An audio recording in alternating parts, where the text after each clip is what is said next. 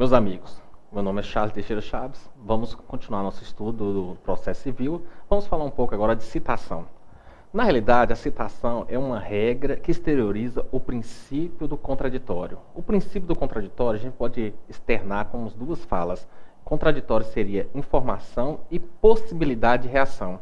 O princípio do contraditório é de forma abstrata, né? Ele serve para toda estrutura processual, bem como administrativa, e tem uma previsão constitucional. Por ser um princípio constitucional, ele tem algumas regras que vão ajudar a implementar esse princípio de informação e possibilidade de reação. Daí nós temos a citação.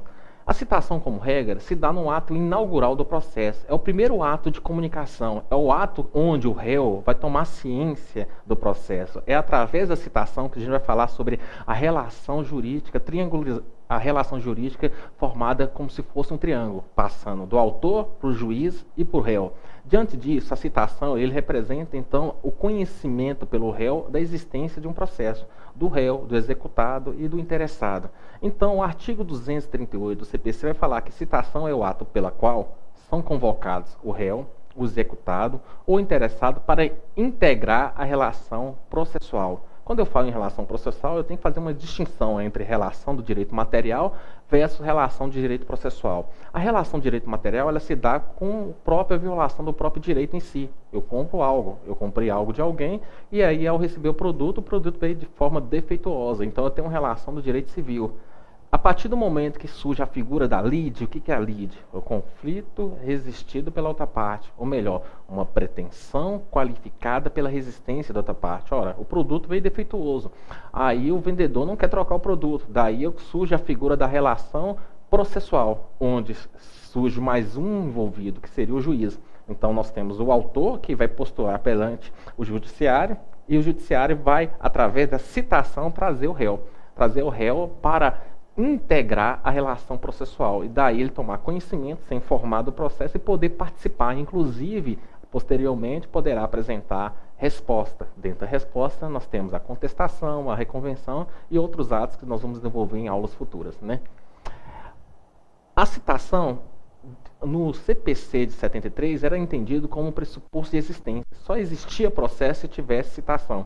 E aí o novo CPC vai falar em validade do processo, dando uma ideia de que mudou para pressuposto de validade.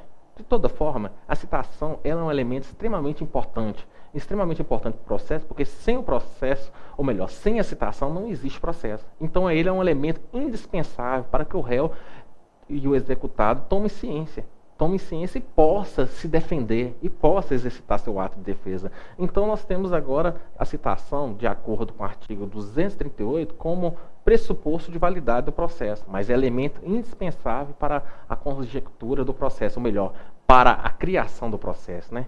O artigo 239 vai trazer algumas situações para tentar mitigar ou facilitar a citação. A ideia da citação, sem ela o processo não existe, o processo seria nulo. Sem ela não existe processo em si. Daí o artigo 239 vai colocar alguns elementos para facilitar e implementar a própria citação. E aí nós temos a questão do comparecimento espontâneo do réu ou do executado. Daí vai suprir essa nulidade da citação se ele comparecer espontaneamente para ocorrer a citação. Diante disso, os prazos vão fluir da data para a apresentação da contestação e do embargo de conforme o ato do conhecimento. Lembrando que o novo CPC, no caso agora, ele vai trabalhar a ideia de que citação, o réu não é citado para apresentar contestação imediatamente. Ele é citado para comparecer em uma audiência de mediação ou conciliação. Mediação ou conciliação. Após a audiência de mediação ou conciliação, ou não a sua realização, que ele vai ter um prazo e aí vai ser intimado para apresentar a resposta. E dentro das respostas nós temos o quê? A contestação.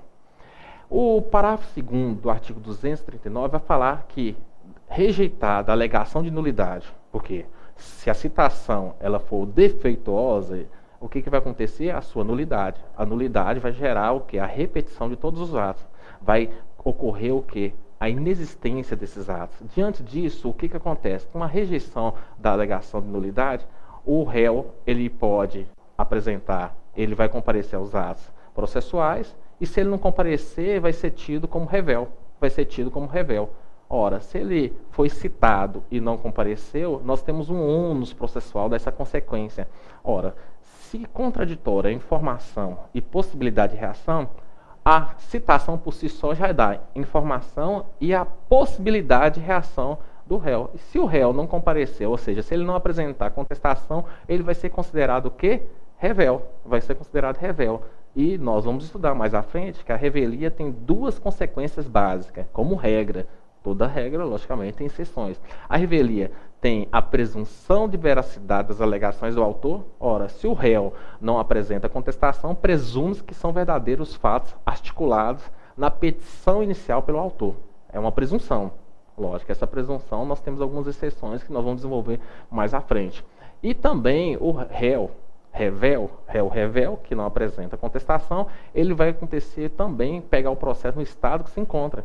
É como se o processo estivesse desenvolvendo. E aí, se ele entrar naquele momento, o processo não vai poder voltar para atos pretéritos. Ele vai ter que assumir o processo no estado que se encontra. Ou seja, não pode pegar o processo e repetir situações pretéritas. Ele vai ter que pegar situações daqui para frente e não para trás. Então, essa é uma das consequências caso venha reconhecer a revelia do réu. Também, se for rejeitada a alegação de nulidade, tratando esse processo de execução, o processo vai ter prosseguimento. Vai ser desenvolvido independente de sua participação. Lembrando que no caso de execução, o réu vai pegar o processo no estágio que se encontra, sem ter a possibilidade de reverter ou modificar atos já praticados. Porque aí nós vamos falar em preclusão. O que significa preclusão, professor Charlie? Na realidade, preclusão é a estruturação do procedimento. E aí eu tenho preclusão temporal. O que é preclusão temporal? Nós temos um tempo para as partes manifestarem. Tem a preclusão consumativa, uma vez consumado o ato, ele não pode ser repetido. E tem a preclusão lógica, quando eu venho praticar um ato totalmente incompatível e depois eu quero desfazer ele é tido como consumado. Então a preclusão em si, no seu dobramento temporal, consumativo e lógico, ele tem como finalidade dar prosseguimento ao feito, para que os atos não fiquem repetindo a todo momento. Ok? Citação, ele tem que ter um elemento para dar alguma repercussão jurídica. E aí eu vou falar em citação válida. Quando eu falo em citação válida, é aquela citação efetivada, seja pelo correio, seja pelo oficial de justiça, seja pelo escrivão ou chefe de cartório, ou seja pelo sistema de informática, ou seja pelo sistema eletrônico, né? A citação válida, ele tem algumas consequências. E é interessante que ele vai falar o seguinte: a citação válida, ainda que ordenado por juiz incompetente. Quando eu falo em juiz incompetente, eu estou falando da função jurisdicional. A jurisdição é a expressão iuris dicta, dizer o direito. Todo juiz ele tem a função de dizer o direito previamente dito, conforme o artigo 5º, inciso 2º da Constituição da República. Então, todo juiz pode dizer o direito previamente dito, que é estabelecido na lei. O artigo 5º, inciso 2º, vai estabelecer o seguinte: ninguém deixará de fazer nada senão em virtude de lei. Então, o juiz ele tem essa ideia de dizer o direito previamente dito, previamente estabelecido na lei.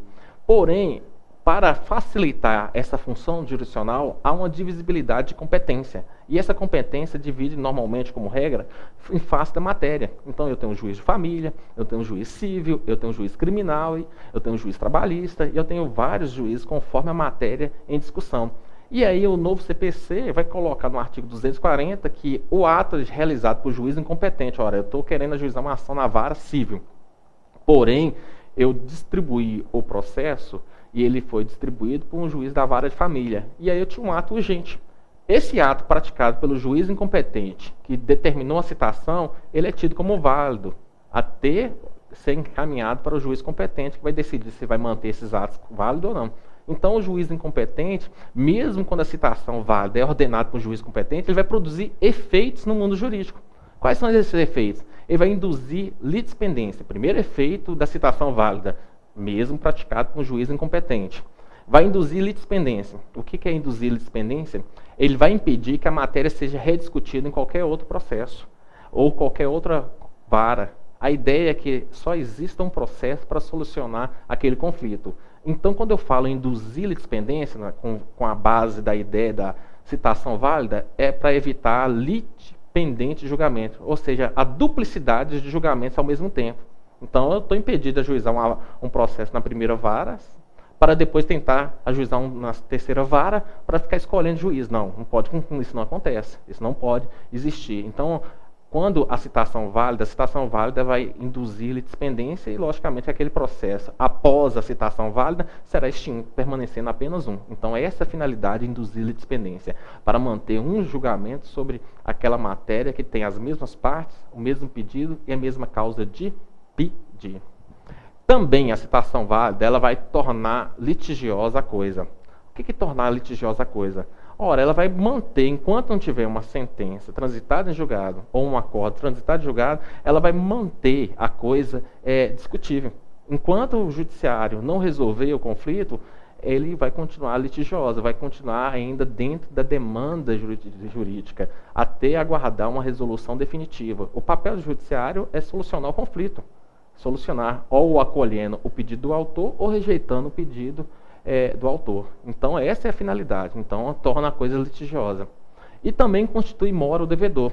E aí é interessante, né? A ideia de constituir mora o devedor é justamente a partir do momento que não tem data de vencimento e você ajuiza a ação, e aí ocorre a citação válida, a data da citação válida vai constituir em mora, ou seja, vai fixar a data. Então, considere mora o devedor que não efetuou o pagamento e o credor que não quis receber no tempo, no lugar e na forma que a lei tiver estabelecido como convenção. Se não tiver prazo estabelecido, o ato da interpelação judicial, o ato da citação vai constituir em mora, vai considerar como data do vencimento da respectiva dívida. Então, isso é importante sobre a constituição da mora.